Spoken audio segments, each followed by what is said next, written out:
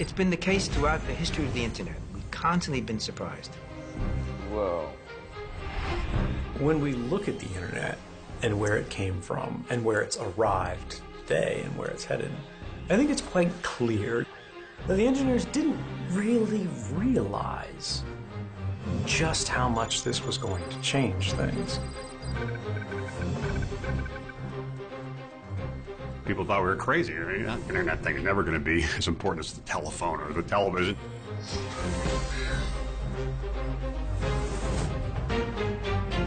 In this series, we'll journey through the past, present, and future of that revolution we call the internet.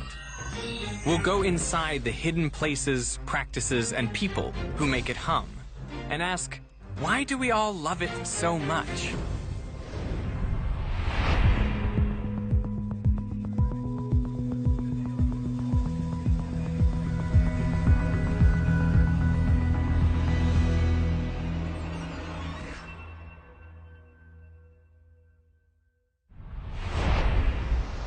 This is the internet.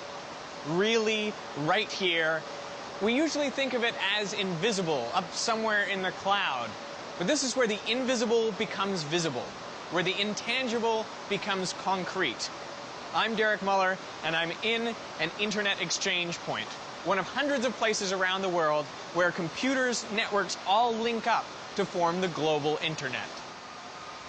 What's happening in here is that countless routers and switches are receiving data from one network and they're passing it over to another network via real physical cables.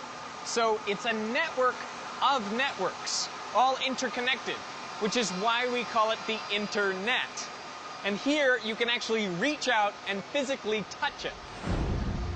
Everything we've ever recorded, or for that matter, ever written, texted, or Tumblred, passes through these global internet exchange points. It is a cosmic journey, the likes of which neither Newton, Tesla, nor Einstein could ever have fathomed. All of it traveling at the speed of light. I spend most of my working life here on the internet. Now, I know that may sound a little bit nerdy, but I actually really enjoy it. I create and host an online science channel called Veritasium, meaning the element of truth. It is my dream job because I'm passionate about science, and now I can investigate topics I've always wondered about. Isn't that cool? And bring my world of science to a massive international audience. Whoa. I capitalize on the reach of the web. For example, after uploading this video called The Surprising Application of the Magnus Effect. Oh, look at that go! It has now been viewed by more than 50 million people from around the world. Not bad for a film about a fluid dynamical effect. As a species, we have an inbuilt need to connect with others, to communicate and share our stories, to create community, in essence. And the internet empowers us to do that in ways we never before imagined. In 1969, the same year that a man stepped on the moon, Leonard Kleinrock headed up a team of computer scientists later hailed as the fathers of the internet. And it all started in a room like this one. But the interesting thing is that if none of us had been born, we'd still have an internet today. It was in the air. It was going to happen. The inspiration to create a brand new network came from a branch of the Defense Department called ARPA, the Advanced Research Projects Agency. Well, you know, ARPA was formed as a response to the 1957 Sputnik launch by the Russians. The Soviets had caught us with our pants down. We were behind in technology. At the time, computers were very large, very expensive, and separated by great distances.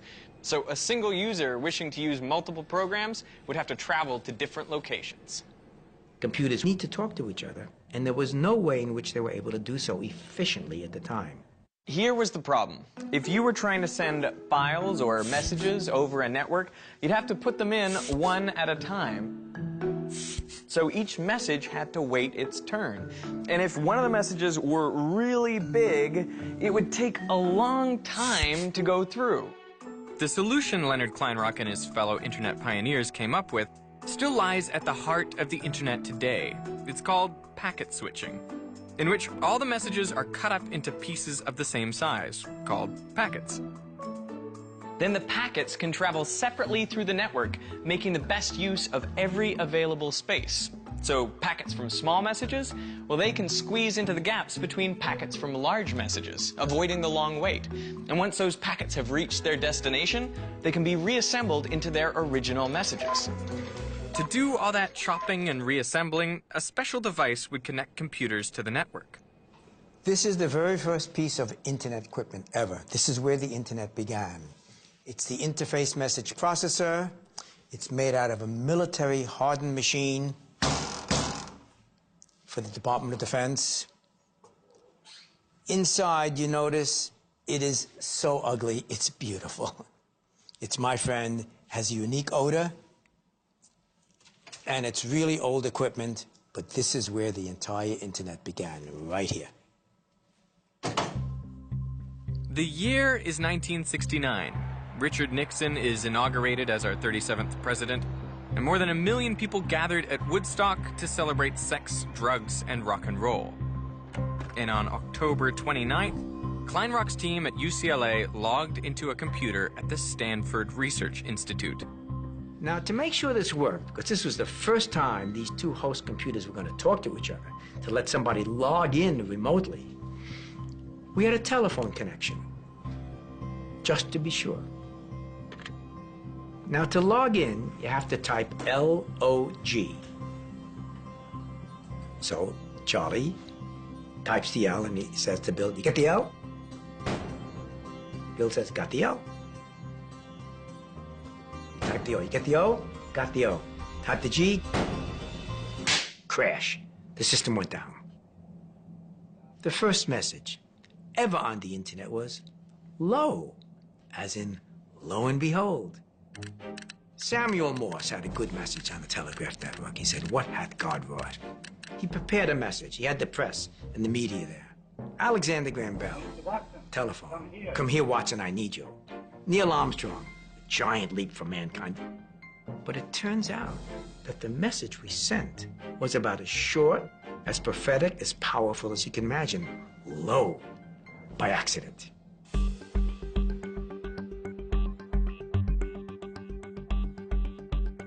Our vision in those early days was machine to machine or person to machine. What I missed totally was that this was not about computers talking to each other.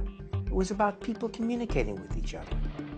By the end of 1969, there were just a few computers connected to the ARPANET. But the network grew steadily during the 1970s. But as they multiplied, it became more difficult for them to integrate into a worldwide system, and the desire for access to each other's data was enormous. Back in the 1970s, there was no single global internet as we know it today. Instead, there were lots of different networks, like the government's big ARPANET, of satellite networks, and little community operations.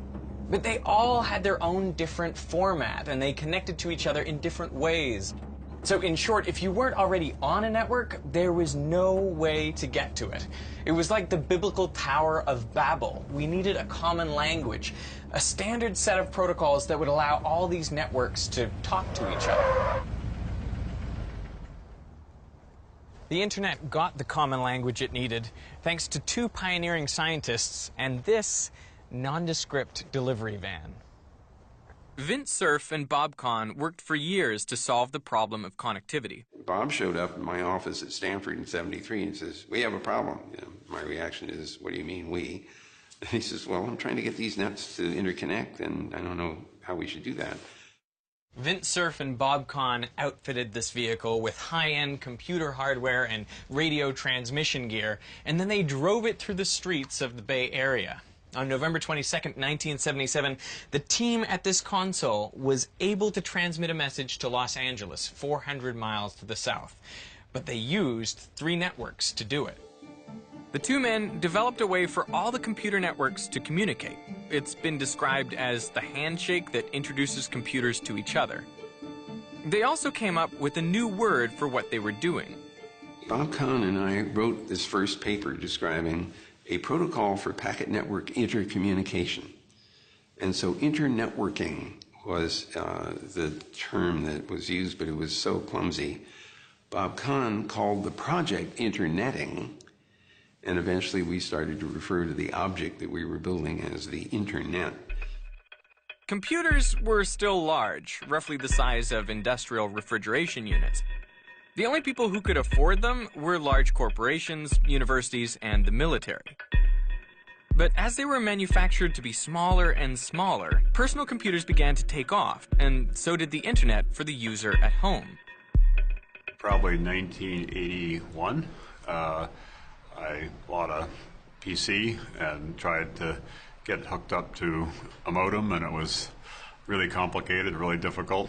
But there still was something magical about the idea that I was, sitting at a computer connecting to people and ideas all over the world. The standard speed of connection was 56 kilobits per second, so uploading a video or even a photo took a ridiculously long time. People were complaining it was too slow, and we're going to fix that with the cable modem. Jim Phillips was an executive at Motorola in the mid-1990s when they developed a way to speed things up. Now we looked at all these cable companies, and they had this way of communicating via hybrid fiber coax. Back in those days, they called it TV wire. What that gave us was really high-speed data, which we hadn't experienced before. And the best part, no more phone lines. Suddenly, you could download audio, you could download video even. Once you were connected, you could also join discussion groups and send email.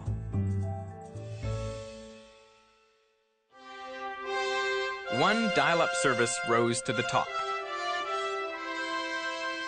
AOL, America Online. Welcome. You've got mail. It took millions of Americans online for the first time.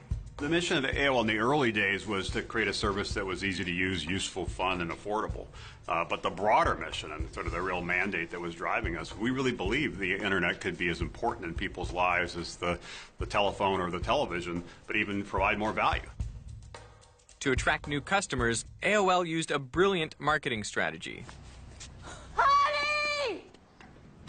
The new AOL disc is here. Remember those CDs?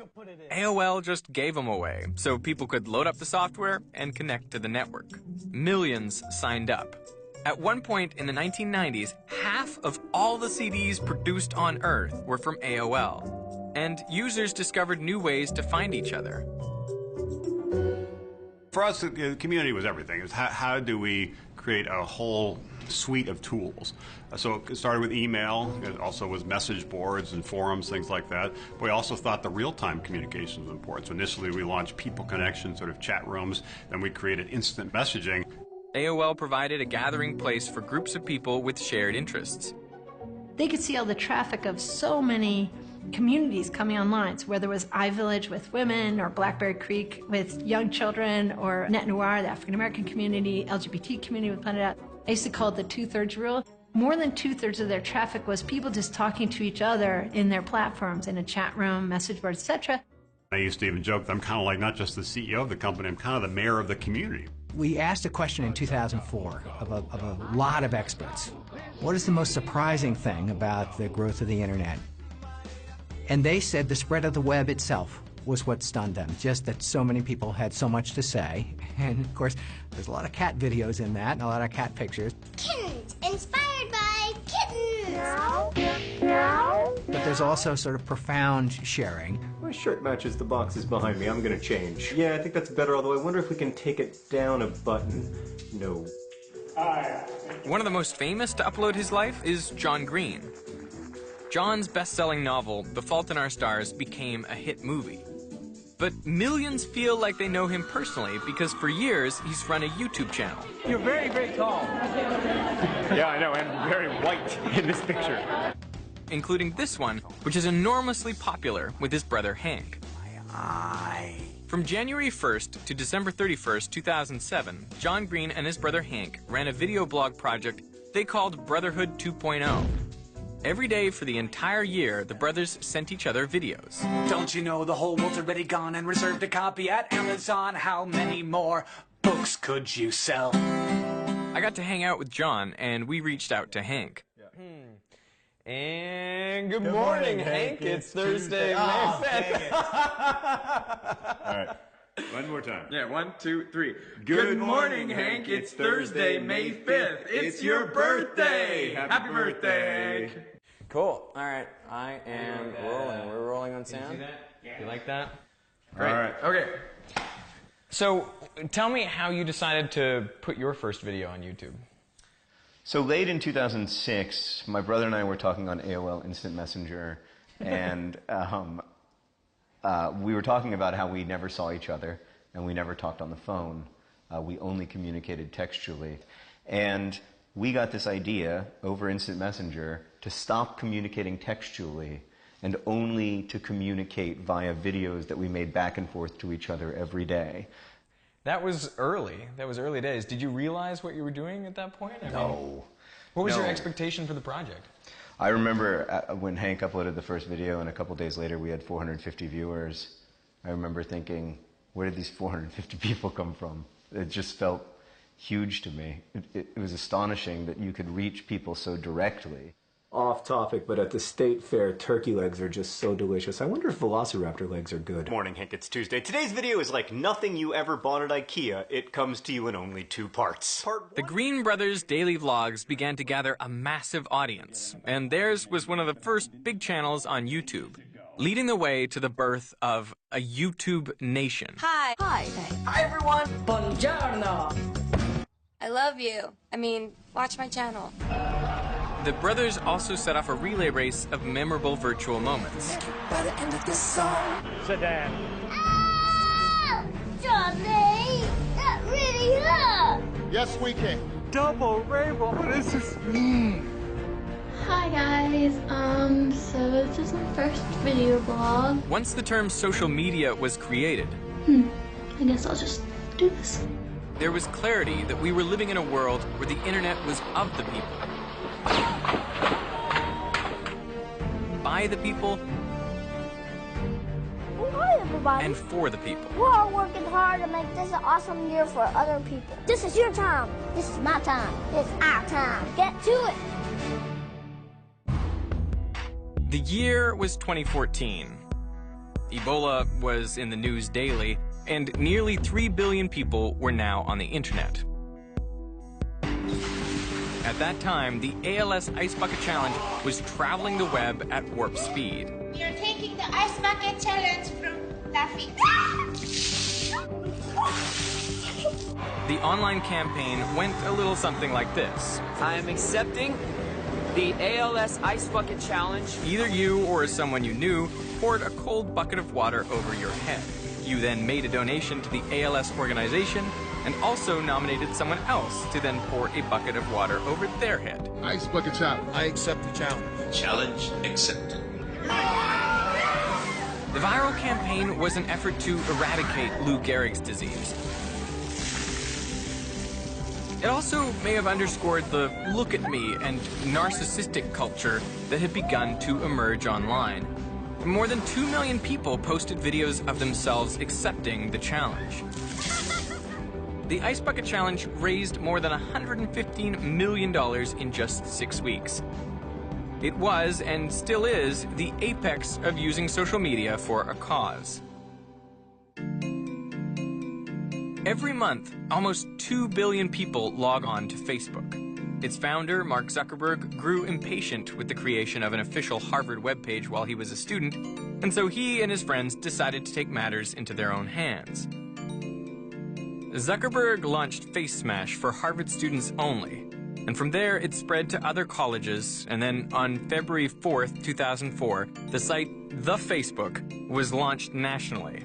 Just 4 years later, the company was valued at nearly $4 billion. It's already hard to remember life before it, when we actually smiled at someone when we liked something, and tagging was just a kid's game. The online platform shifted our communication from emailing to broadcasting the content of our lives, and even if it went away tomorrow, it has forever changed the way we communicate. Facebook continued to experiment with the ways users could webcast. So when Facebook Live appeared, it enabled users to go live with whatever they were doing from wherever they were doing it. with the push of a button. And through it, we've had front row seats to everything. Okay, here we go. From the viral sensation of Chewbacca Mom to the other extreme, the live cast of the Minnesota shooting. I told him not to reach for it. I told him to get his hand out. You told him to get his ID, sir, and his driver's license. Oh my God, please don't tell me he's dead. Please don't tell me my boyfriend just went like that.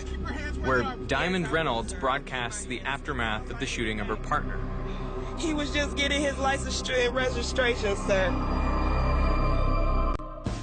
The internet via Facebook, Twitter, Pinterest, and so many more sites has become our go-to for just about everything.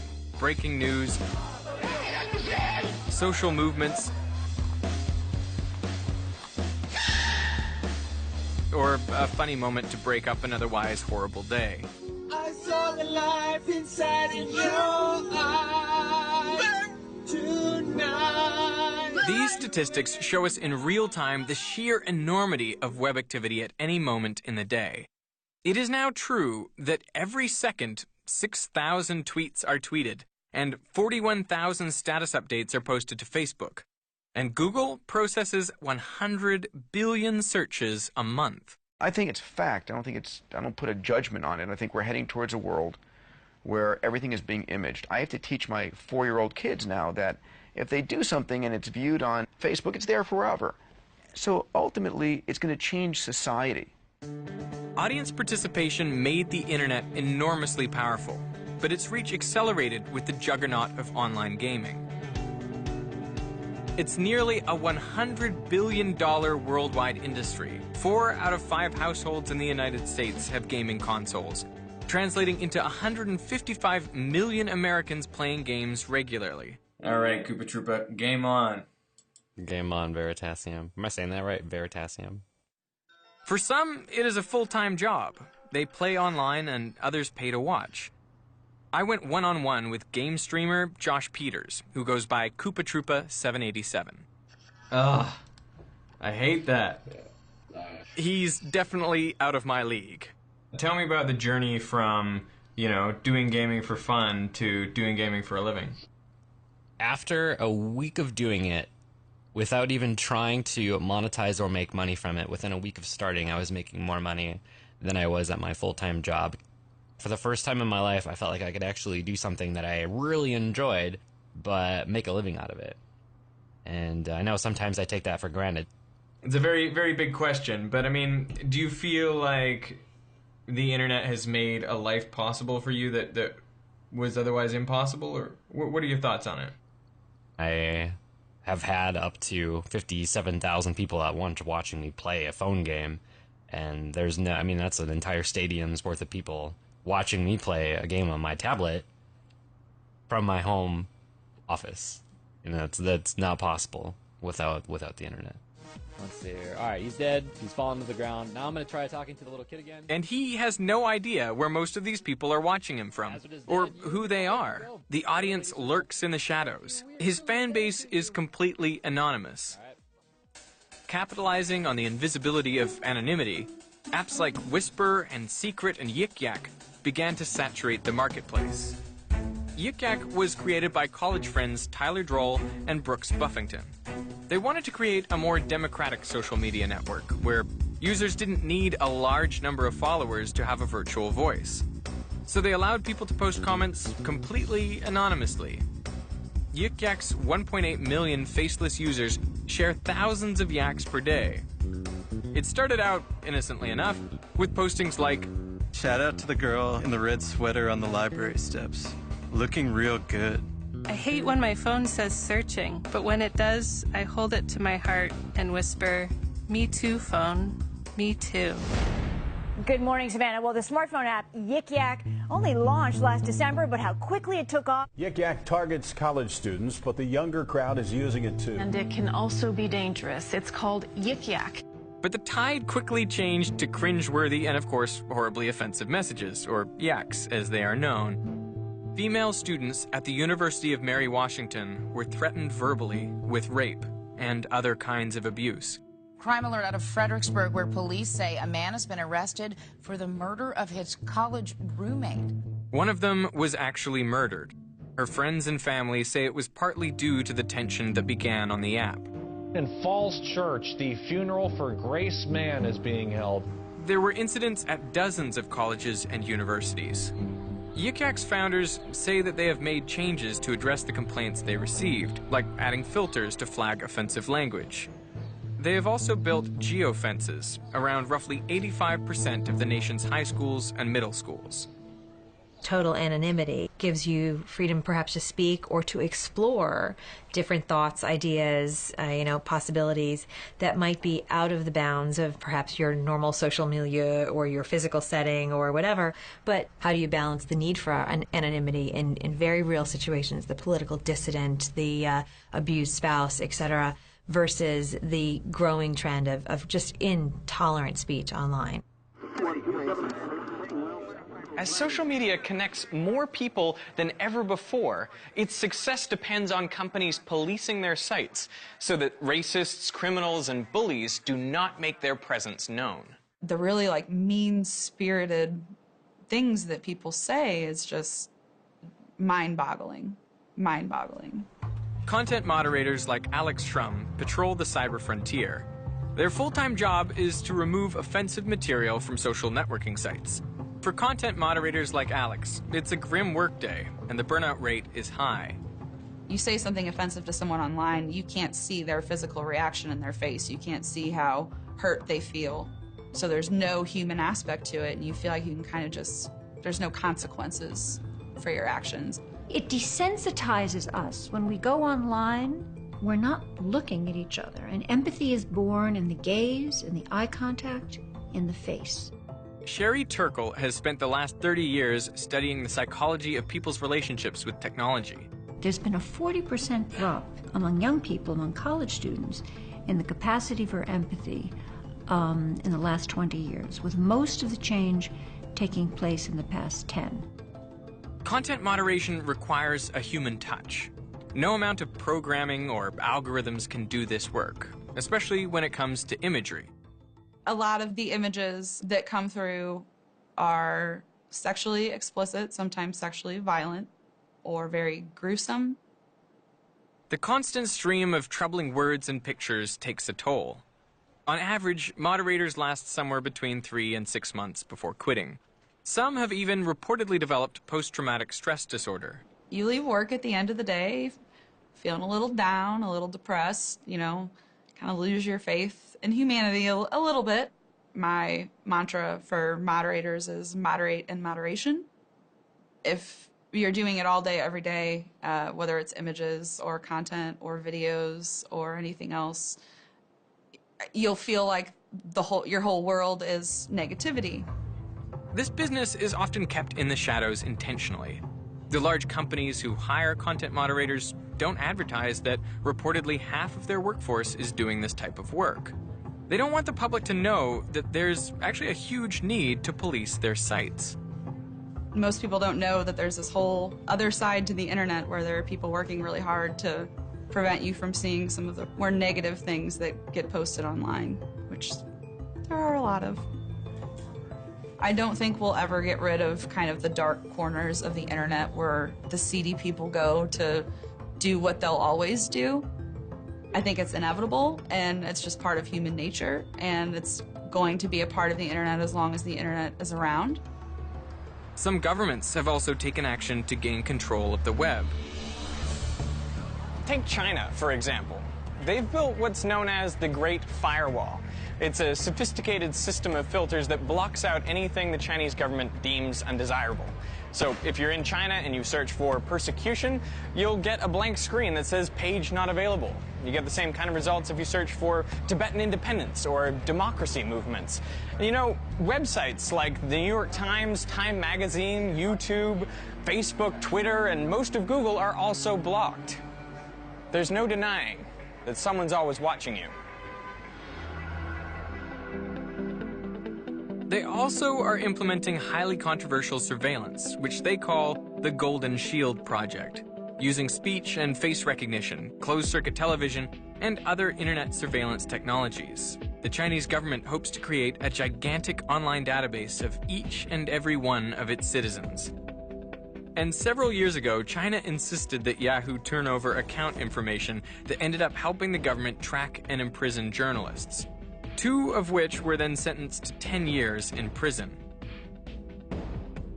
The incident attracted so much attention that Congress held a hearing where an outraged congressman told Yahoo executives, "While technologically and financially you are giants, morally you are pygmies." Yahoo has since apologized for the incident.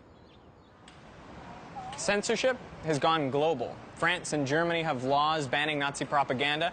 And in Australia, there have been a series of proposed laws to block pirated materials and protect children. Now, those are worthy goals, but it does make you wonder where this might lead. Increasingly, what we see is that different forces, political and economic, are making the internet less free than we had hoped. The United States government and other governments are going to platforms like Twitter and Facebook and asking them, what are you going to do about this jihadist speech? What are you going to do to limit it? And are you going to help us get rid of it? And for people who are connecting, are you going to help us find out who's interested in this ideology? CNN breaking news. Breaking news this evening. Breaking news, the whistleblower revealed the 29-year-old who leaked those top secret details of the government's sweeping surveillance program. He's now come forward. My name's Ed Snowden. Edward Snowden's infamous revelations set off a ripple effect that is still traveling throughout the digital world. Leaked documents suggested the NSA was tapping directly into the servers of firms like Google, Facebook, and Apple. By all appearances, it's a top-secret program that's been going on for years. The public needs to decide whether these programs and policies are right or wrong. Snowden worked for the National Security Agency and leaked thousands of classified documents that revealed the government was collecting the communication records of perfectly average folks, people like you and me. They were, in essence, spying on millions of Americans. We caught up with him in Russia, where he is in exile. He says that we should consider how far the government will go with that information. One of the common questions that people have when they think about the surveillance problem, when they think about all of the data that's being collected by corporations and government, why do people get so angry when the spies are doing it, when the government is doing it? When they say they're trying to do it to save lives. The answer, as far as we can tell today, is that the participation with these private companies is largely voluntary. You're opting in to use Facebook. You're signing up for a Google account. You're agreeing to the terms of service on Twitter. And there's also a difference in the level of power that these different sets of actors can bring to bear. Google can spy on your email and serve you ads that they think are relevant to your interest. The government can put you in jail or drop a bomb on you. The revelations sparked by Edward Snowden and continuing through the last, several years, frankly, I think have reshaped the conversation in this country, certainly, and really around the world. We know that the internet and much of the digital world was an American invention. Once it went global, that meant to the rest of the world that the United States was holding the keys to cyberspace. But once the Snowden incident happened, things began to change. Non-Americans began not to trust us. They were concerned that Big Brother, or rather Uncle Sam, was watching. Americans also did not want to accept that their technological life had to come at the price of possible surveillance. As a result, internet sovereignty is inching forward, where we may become a world where the web literally splinters along geographic boundaries, also known as the splinternet. One of the probably most compelling threats to a truly global internet right now are the calls for data localization and in-country servers and the application of one country's laws over another. Right now, we enjoy an internet that is a global network of people and institutions that we have come to rely on. It is open, flexible, and efficient. But if the internet becomes the splinternet, it would become a rigid system with impenetrable borders, and critics argue it would also lead to a system even more vulnerable to government abuse. Another online threat goes beyond invading your virtual space to actually invading your personal space. Police department, search warrant! Police department, search warrant! Put your hands up! Put your hands up! Get on the ground! It's called swatting. It is an internet prank where someone finds out your home address and calls 911 to report a fake emergency. And just a few years ago, one went down in a suburb of Atlanta. It began with this 911 call.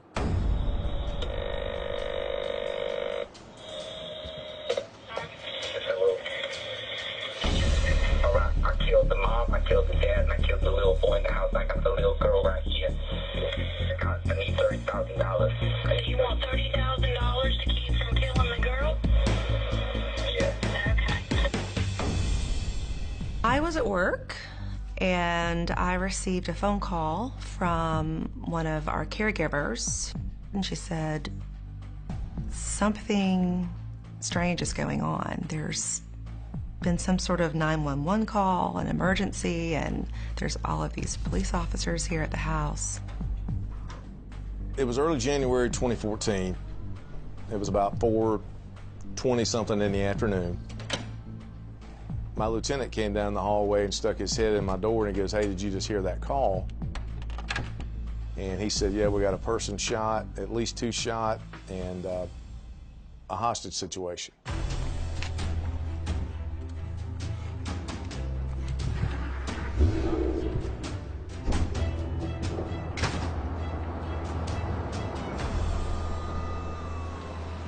I mean, I really felt like, no, this can't really be happening, but when I could not reach anyone to get that reassurance, that's when it really just, your head starts thinking crazy things, and, what if there is some crazy person in my house? The end of my street had been barricaded, and there were helicopters all everywhere, and neighbors lined across. I mean, it's like something from a movie. I couldn't even believe what I was driving up to. I literally just stopped my car in the middle of the street and ran to a police officer that was standing there blocking the street. I was like, this is my house, and my children are there, and I need to get there immediately. She is just absolutely beside herself, terrorized, thinking someone has been to her home and basically wiped out her entire family. We ended up, stopping her before she ran up to the house. I remember feeling like, I just want my kids. I want my kids in my hands right now. After about a half hour or so, some things just weren't adding up. By this time, the media had already picked it up.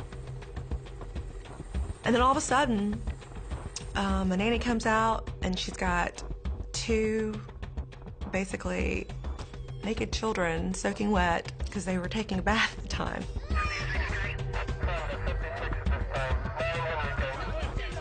Our patrol guys go in and they clear the whole house. They come back out and it's like, "Hey man, nothing's going on in here. This is a hoax."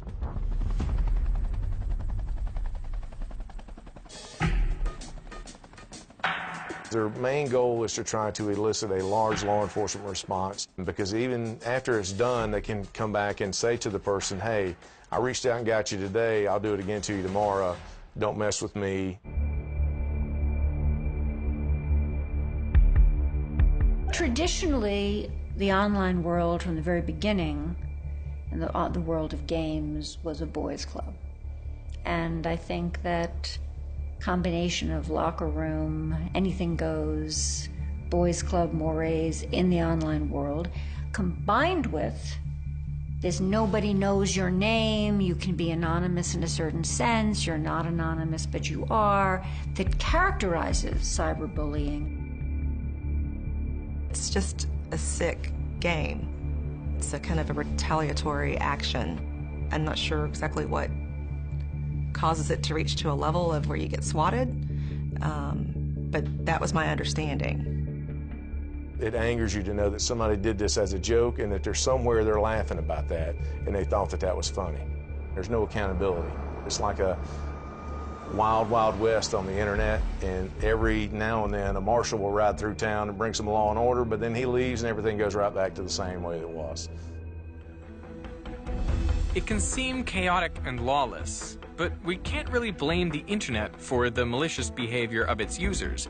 That's the thing. We brought with us all of our social values onto the internet. It's not that the internet changed our social values. It reflects them. The global internet is so infinitely accessible, bad actors can show up anywhere. As for the technology itself, it's always been content neutral. The network never knew anything about what was being carried. Sort of like cars going down the road. You don't know what's inside. All you know is there's a road and a car and somebody driving. Check out this new app. It's called Invisible Girlfriend, and it allows you to build your ideal partner virtually. As the site says, it offers social proof. You know, like if you're not in a relationship, but you want people to think you are.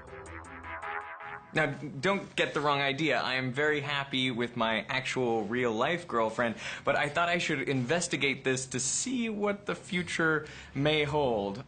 So first, you set up your own profile, and then you get to pick her traits.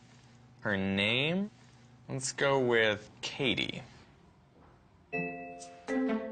Now, what is she like? Personality traits. How about lovingly nerdy? And what sort of stuff is she into? Ooh, chess. No, on second thought, no, let's not do chess.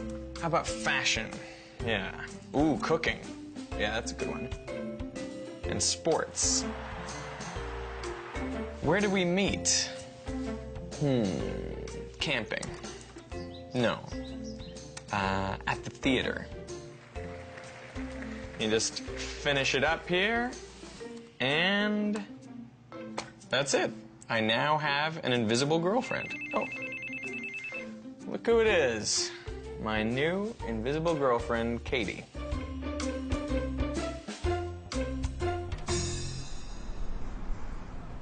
Why would someone need a fake girlfriend? People aren't getting their emotional needs met online. They can find experiences elsewhere, but you may not get emotional support. There's this real lack of empathy in the world. Meet the inventors of Invisible Girlfriend. This all started out as a crazy idea at a hackathon. It was a throwaway idea. He thought it was stupid. We formed a team, thought it would be fun to work on. What we wanted to do is just see if can we build something in a weekend. How soon could we get that working? Always that question.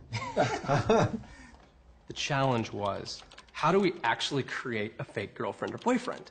Starting out with a chatbot and then ended up going to real humans because chatbots just don't work. So we built a very, very simple service. That simple service took off. Okay, ready? Let's do it. Refresh. 3, 2, 1.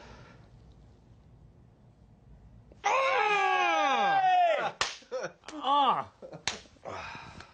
200,010. Wow. That is awesome. Hundreds of thousands of people have signed up. Oh, you're too sweet to me. What are you planning on buying me? Wink face. Of course, I want to go out. I miss you so much. Meet an invisible girlfriend. She's a text writer for hire, and she does her best to make a virtual romance feel real. Actually, several at once. I'm usually jumping between a few conversations. Have you seen those videos of those parents that put toothpaste in Oreos and give them to their kids? This user says, "Where do you want to go to dinner tonight?" And he says, "When are we getting married?" In a lot of ways, for the user, it is a real relationship. But some of them don't realize that they're talking to more than one person. It's true. The next text I get from Katie could actually be written by a completely different person. I like being the boyfriend because, like, I know what women want because I'm a woman. So, like, I know what a woman wants to hear, but I'm not necessarily sure that they'd be happy to know that I was a girl. Sometimes these quote-unquote relationships become a little complicated. Sometimes the users will try to take it to a sexting level, and you really have to deter them. But that doesn't happen very often. I think they just want someone to be kind to them. The user said, what I bought is a surprise, but I'll give it to you tonight when I pick you up for dinner. I love you, baby. And I said, I can't wait. I love you too, darling. You're too good to me. How do I deserve you? The creators of Invisible Girlfriend never expected it would become so meaningful to both parties. We've been really intrigued by how you can have a deep connection with just messaging alone. In the future, I think it's going to become normal to engage with characters that may not exist.